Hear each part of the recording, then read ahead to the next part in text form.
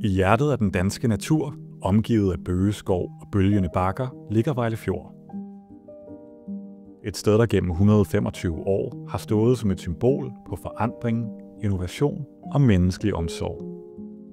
Grundlagt i år 1900 som Danmarks første tuberkulosesanatorium af lægen Christian Saugmann, var Vejle Fjord fra begyndelsen et pionercenter for behandling.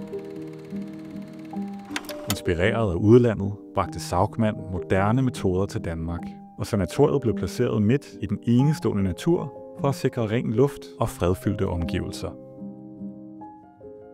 De ikoniske bygninger, tegnet af arkitekt Vilhelm Dahlerup, gav hurtigt Vejle Fjord tilnavnet Slottet i skoven.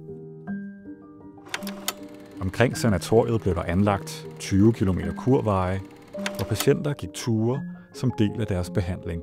At nå toppen af Sneglebakken var dengang et tegn på helbredelse, og i dag er naturen stadig en aktiv del af rehabiliteringen. Da tuberkulosen næsten blev udryddet i 1950'erne, tilpassede Vejle Fjord sig tidens behov. Det blev først et nervesanatorium, og senere i 1985 et specialsygehus for rehabilitering af hjerneskadede, et af de første i Europa. Gennem årene er nye bygninger kommet til, men det oprindelige fundament af viden og omsorg er bevaret. I dag er Vejle Fjord et fagligt fyrtårn inden for neurorehabilitering. Med teknologi, tværfaglighed og det hele menneske i centrum hjælpes patienter tilbage til livet efter hjerneskade. Samtidig danner forskning og uddannelse rammen om en konstant udvikling.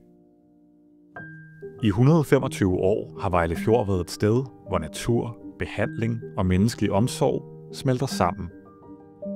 Fra slottet i skoven til et moderne specialsygehus, historien om Vejle Fjord er en fortælling om, hvordan vi kan bruge fortidens erfaringer til at skabe nye veje fremad.